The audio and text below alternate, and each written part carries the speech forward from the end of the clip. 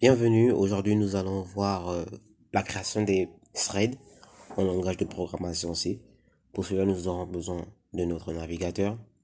Voilà, nous allons utiliser le compilateur en ligne. Il y en a plusieurs, vous pouvez faire votre choix, mais nous allons utiliser le premier pour la circonstance. Nous allons supprimer le code déjà existant pour pouvoir nous-mêmes saisir depuis le début. Donc, premièrement, nous allons inclure l'ensemble des bibliothèques nécessaires pour notre programme, telles que la bibliothèque standard stdio.h pour les inputs et les outputs. Vous pouvez utiliser la méthode scanf et printf.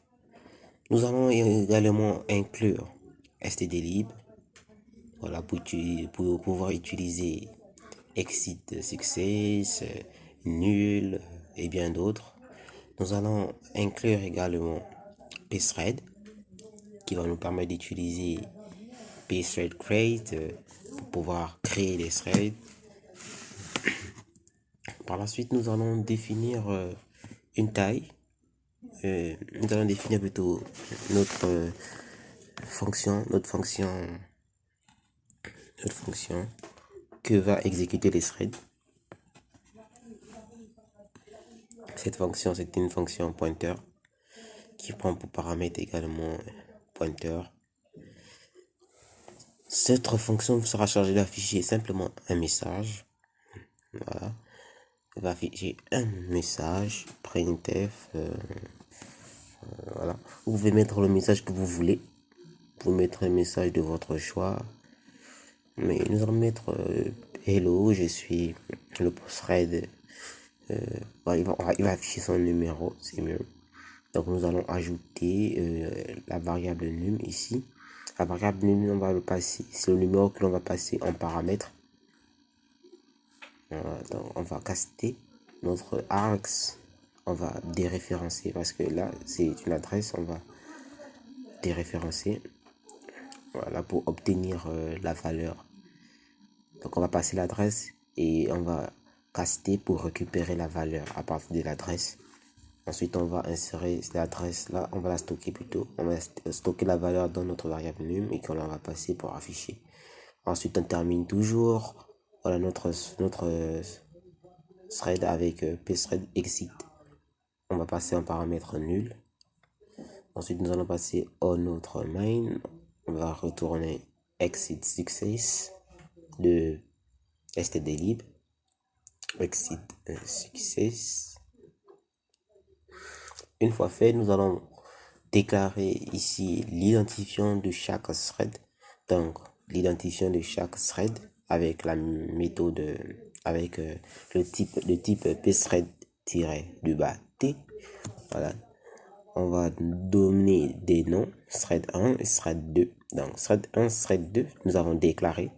Ce sont des threads donc de type pthread-t. Donc un thread est un type thread pthread-t.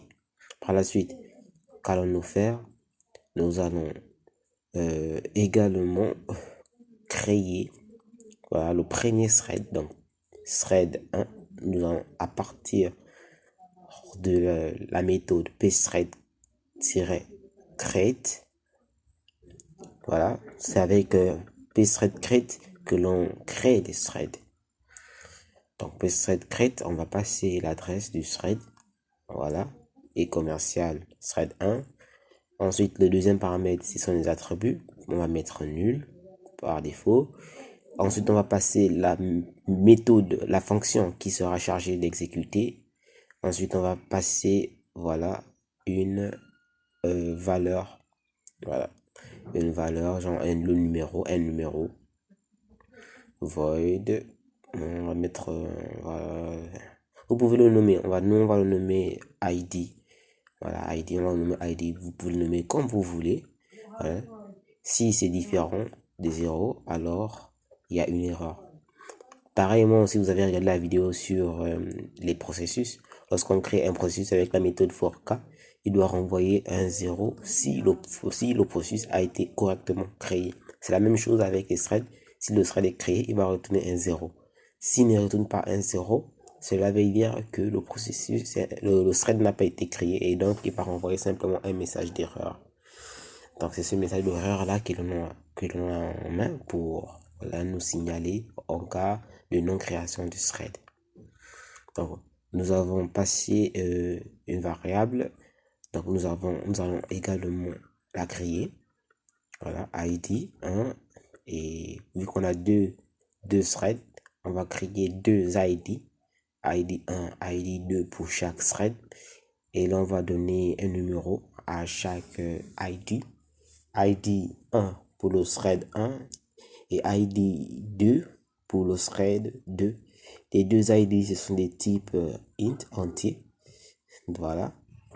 Donc, je vais créer deux threads, deux ID. ID 1 pour mon premier thread et ID 2 pour mon deuxième thread. Voilà. Par la suite, je vais passer à la création en copiant simplement le code. Là, je vais créer également le deuxième thread.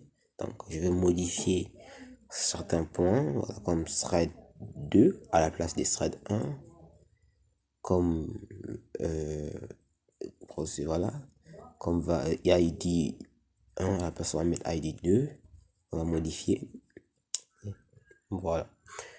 Une fois les threads créés, qu'allons-nous faire par la suite? Nous allons attendre que tous les threads puissent s'exécuter avant de terminer le programme. C'est pour cela que nous allons utiliser pthread join. On va passer le thread et on va passer nul. Pthread join, on va passer le thread 2. On va passer nul comme second paramètre parce que chaque thread, lorsqu'il termine, il l'excite avec un nul. Donc c'est le nul là qui va attendre. Voilà, il va attendre que le programme va attendre que tous les threads, donc les deux threads, finissent de s'exécuter avant de renvoyer le message. Voilà, terminé, programme terminé. Et c'est ça. Donc nous allons exécuter. Et voilà, vous pouvez voir.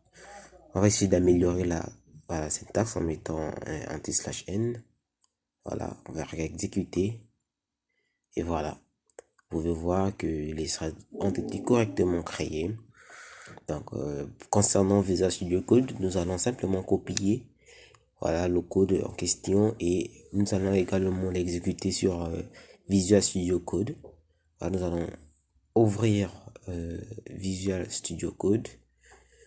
Nous allons ouvrir un dossier, là notre dossier thread sur le bureau. Nous allons l'ouvrir.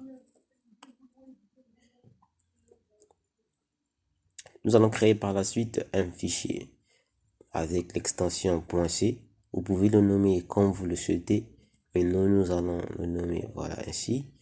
Par la suite, vous allez coller ici et exécuter par la suite le programme sur Visual Studio Code. Et vous voyez, tout se passe correctement. Alors, nous sommes arrivés au terme de cette vidéo. Si vous avez apprécié, n'hésitez pas de mettre un pouce et de vous abonner si ce n'est pas encore fait. Merci et à très bientôt pour une nouvelle vidéo.